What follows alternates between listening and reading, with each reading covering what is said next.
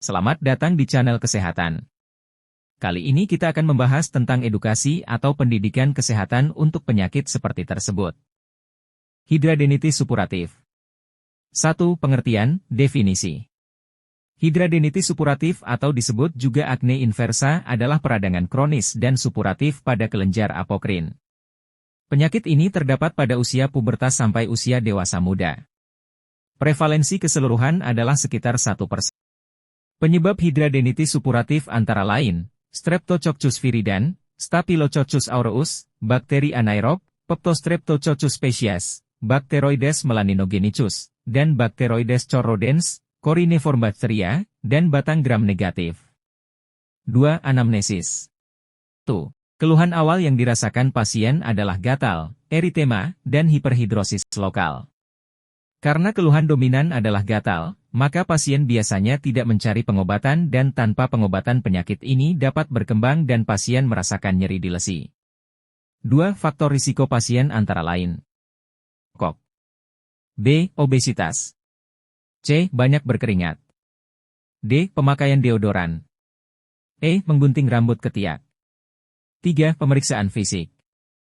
1. Ruam berupa nodus dengan tanda-tanda peradangan akut, kemudian dapat melunak menjadi abses, dan memecah membentuk fistula dan hidradenitis suppuratif. 2. Pada yang menahun dapat terbentuk abses, fistel, dan sinus yang multipel. 4. Kriteria diagnosis. Ada 2 sistem klasifikasi untuk menentukan keparahan hidradenitis suppuratif, yaitu dengan sistem klasifikasi Hurley dan Sartorius. 1. Hurley mengklasifikasikan pasien menjadi 3 kelompok berdasarkan adanya dan luasnya jaringan parut dan sinus. A. Tahap I, lesi soliter atau multipel, ditandai dengan pembentukan abses tanpa saluran sinus atau jaringan parut. B. Tahap 2, lesi single atau multipel dengan abses berulang, ditandai dengan pembentukan saluran sinus dengan parut.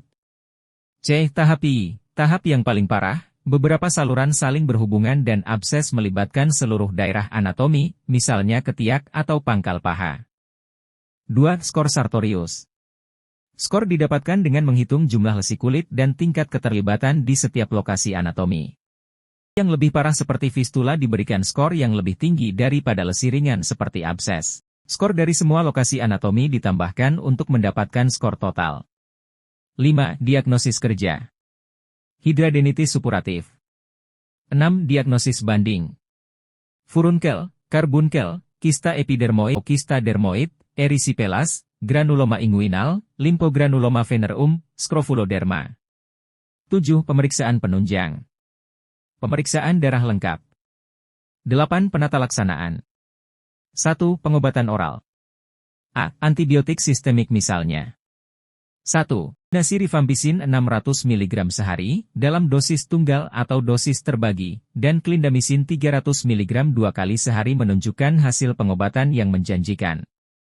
2. Dapson dengan dosis 50-150 mg hari sebagai monoterapi, eritromycin atau tetrasiklin 250 hingga 500 mg 4x sehari, doxycycline 100 mg 2x sehari selama Juli 14 hari. B. Kortikosteroid sistemik. Kortikosteroid sistemik misalnya triamcinolon, prednisolon atau prednison. 2. Jika telah terbentuk abses, dilakukan insisi. 9. Edukasi. Edukasi dilakukan terhadap pasien, yaitu berupa A. Mengurangi berat badan untuk pasien obesitas. B. Berhenti merokok.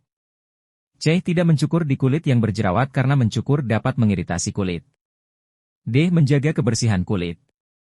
E. Mengenakan pakaian yang longgar untuk mengurangi gesek. F. Mandi dengan menggunakan sabun dan antiseptik atau antiperspiran. 10. Kriteria rujukan. Pasien dirujuk apabila penyakit tidak sembuh dengan pengobatan oral atau lesi kambuh setelah dilakukan insisi dan drainase. 11. Prognosis. Prognosis umumnya bonam. Tingkat keparahan variasi dari satu pasien dengan pasien lainnya.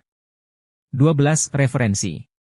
Keputusan Menteri Kesehatan Republik Indonesia Nomor HK-02-02, Menkes 514/2015 tentang panduan praktik klinis bagi dokter di fasilitas pelayanan kesehatan tingkat pertama.